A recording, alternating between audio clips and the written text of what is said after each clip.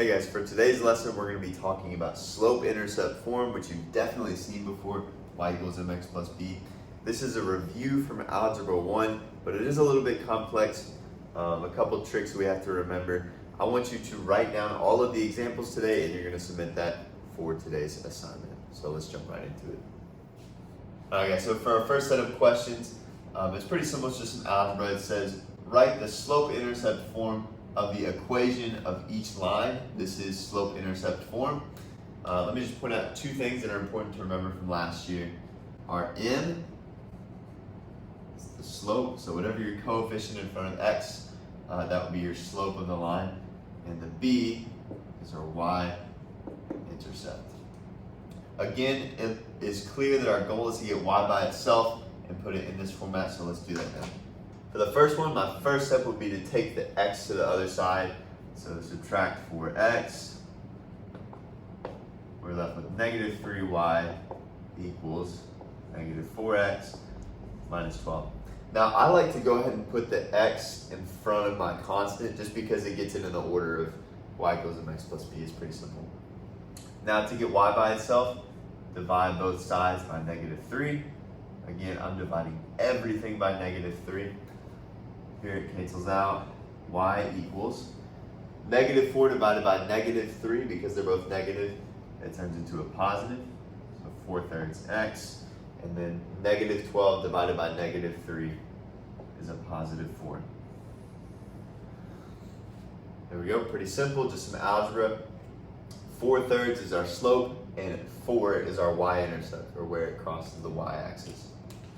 For number 2, it's the same thing. Let's get the x to the other side and then divide both sides by our coefficient in front of y. We're left with negative 3y equals negative x minus 9. Divide both sides by negative 3. Again, we're dividing everything over there. This cancels out. We're left with, there's technically a negative 1 in front of that x, so negative 1 divided by negative 3 is just 1/3 x, or x over 3.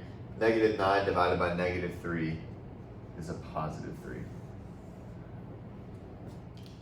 Lastly, we'll do the same thing for number 3. Get the x to the other side and solve for y. So subtract 15x.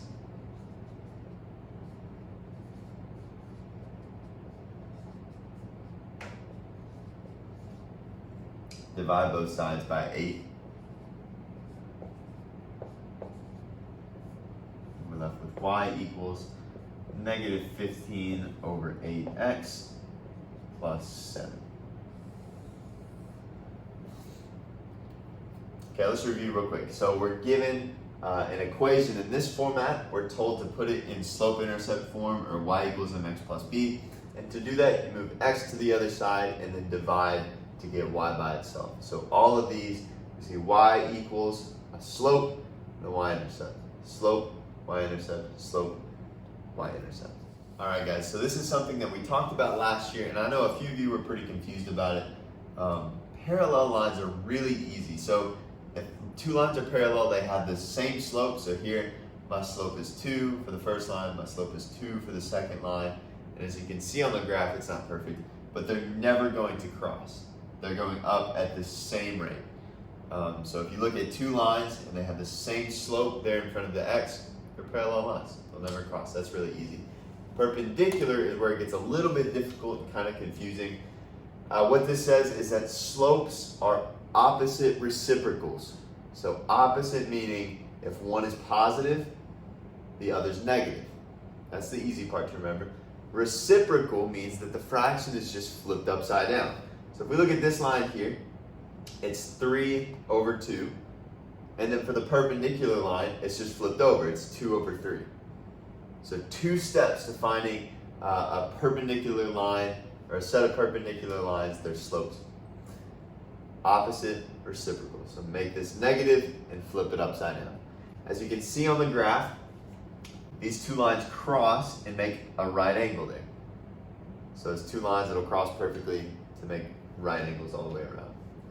We're going to do a couple examples about how to identify perpendicular and parallel lines based on their slopes. For these examples, we're just going to determine if these lines are parallel or perpendicular based on their slope. And what's very important, as we'll see with this problem, is that they need to be in slope-intercept form, or y equals mx plus b, in order to truly tell. This first one is really easy. If you look at it, the slope is whatever's in front of the x. We ask ourselves, are they the same? And they are. The slope is 3, so these lines are parallel. That's easy.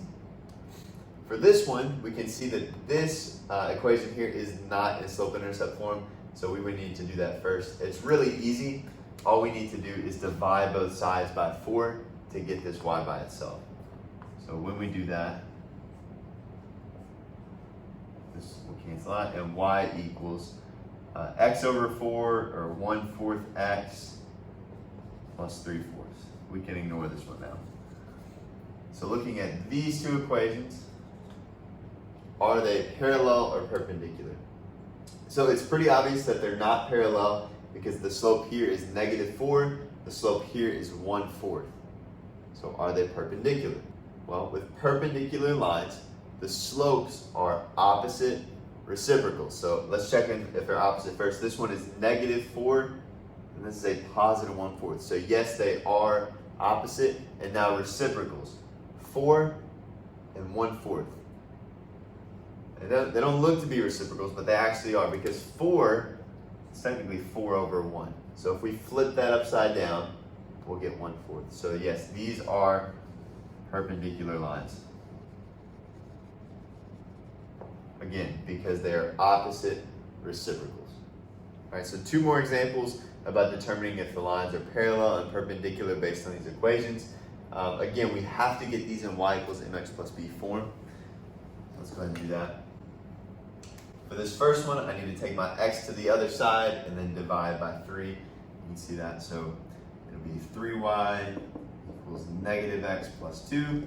Divide both sides by 3, and we'll get -x over 3 plus 2/3. For this line right here, you need to do a similar thing. Add the 3x to both sides to get y by itself. So I'll have y equals 3x minus 5. Okay? Now, looking at these two equations now, because they're in y equals mx plus b form, are they the same slope? Obviously not. This is -x over 3. This is a positive 3x. Are they perpendicular? Do they have opposite reciprocal slopes? It looks like they do. So first of all, they're opposite because this is negative and this is positive. And then the reciprocals, because this is 1/3. When you flip 1/3 upside down, you get 3. So yes, these are perpendicular. For the second one here, it looks a little bit different. Don't get freaked out about it. There's just no x there. So let's go ahead and get this in y equals mx plus b form, or just get y by itself by dividing both sides by 4. So this would actually turn into y equals 6 over 4, or y equals 3 over 2. So here are my 2 new equations. Are they parallel? Are they perpendicular? Well, do you see an x there? No, there's no x. So if we were to graph these, it would actually look something like this. Y equals 4 and y equals 3 over 2. Y equals 4 would go right here, and then y equals 3 over 2 would go right here. And as you can see, they're parallel lines. They'll never cross. So if there's no x there, the slope is just 0. So these are parallel lines. For our final example, we're just going to look at these 2 lines from the points that we've been given to determine if they're parallel, perpendicular, or neither.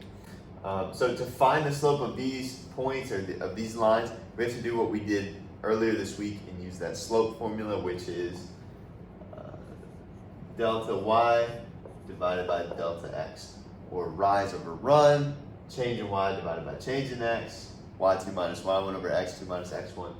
Let's find the slope of line 1 first. So we'll do y2 minus y1 over x2 minus x1. 1 minus 2 is negative 1, and 3 minus 1 is 2. So the slope of line 1 is negative 1/2. For line 2, we'll do the same thing. y2 minus y1, 0 minus a negative 1, divided by 2 minus 0. 0 minus a negative 1 is like adding 1, so this is a positive 1 divided by 2. So we have a negative 1/2 and a positive 1/2. Are these parallel? Do they have the same slope? No. This is negative and this is positive. Are they opposite reciprocals or are they perpendicular lines? No. Again, these are opposites, but they're not reciprocals because this is 1/2, this is also 1/2. So the answer here would be neither. Let's just look at some possibilities because you're going to have some examples that are parallel and that are perpendicular in your worksheet. If this were a positive 1/2, these would be parallel. That's pretty simple. And if this were just a positive 2, then they would be perpendicular because this is opposite and a reciprocal. 1/2 flipped upside down is 2/1. All right, guys, so we did quite a few examples today. I know it may have seemed like a lot, but all of these examples are from your worksheet that you're going to be doing today. It's pretty simple, about 10 or 12 questions on there. Do your best. This is really important that you master this moving forward because it's a pretty simple unit just to review. So get these examples down, turn these in for your notes today, but also use them for the worksheet because I gave you a lot of answers today.